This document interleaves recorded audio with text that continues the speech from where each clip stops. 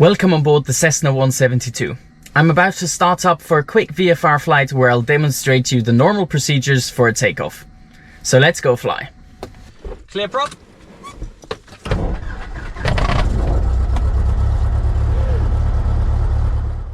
Every successful takeoff starts with a good briefing. For a VFR flight, the briefing includes basic information about the flight, the airport and weather, as well as the takeoff. Lastly, it also contains an emergency briefing of the actions to be performed in case of any malfunctions during the departure. So here's the briefing for a typical flight. This is a VFR flight performing circuits and touch and goes here in Jeddah. Runway news is 31, wind 260 degrees at 8 knots, so slight crosswind from the left. Flaps 10 for takeoff, rotate at 55, climbing out at 74. In case of any malfunction before liftoff, call stop, throttle to idle, apply brakes. In case of engine failure below 500 feet, pitch down, maintain 68 knots and land straight ahead, turning only to avoid obstacles. Above 500 feet, pitch down, 68 knots and turn back to land on the opposite direction runway.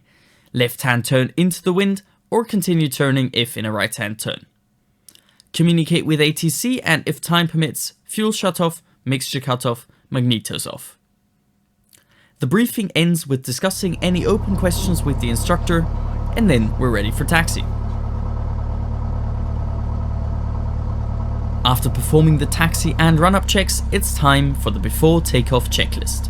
Before takeoff checklist to the line. Flight instruments are checked. Flaps to 10 indicating and verified. Mixture is rich, cabin power is off. Trim is set for takeoff. Fuel selector is on both. Cabin windows are closed and briefing is confirmed. Before takeoff checklist to the line complete. Line up and wait. Runway 31 back check approved. Making proof to tango 01. Lights are on. Runway 31 is identified. Left side clear. And right side clear. Runway 31 cleared for takeoff. Lima Yankee Fox to tango Golf 01. We're now cleared for lineup and takeoff, so we can finish the before takeoff checklist below the line. Before takeoff, below the line, landing and strobe lights are on. P2 heat, I'm just gonna turn on as well. Transponder is on alt, and runway 31 is confirmed opposite direction. Before takeoff checklist, below the line complete, and we're cleared for takeoff.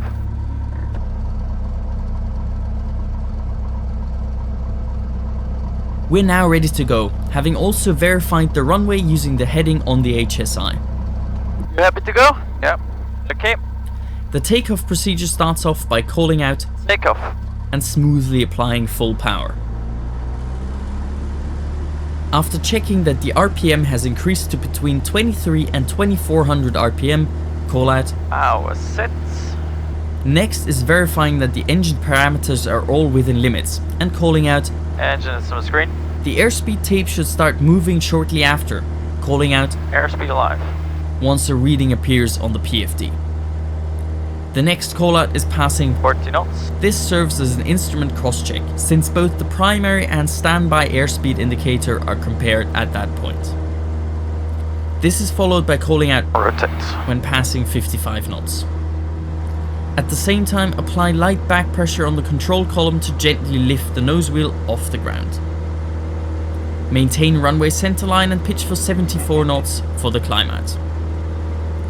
Passing 300 feet above ground, it's time to retract the flaps if they were used.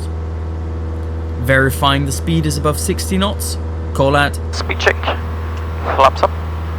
and retract the flaps. After level off or when passing 1500 feet AGL, it's time to turn off the landing light and read the after takeoff checklist. After takeoff checklist, flaps are up. Landing light off. After takeoff checklist complete. This completes the takeoff procedure on the Cessna 172. Thank you for watching.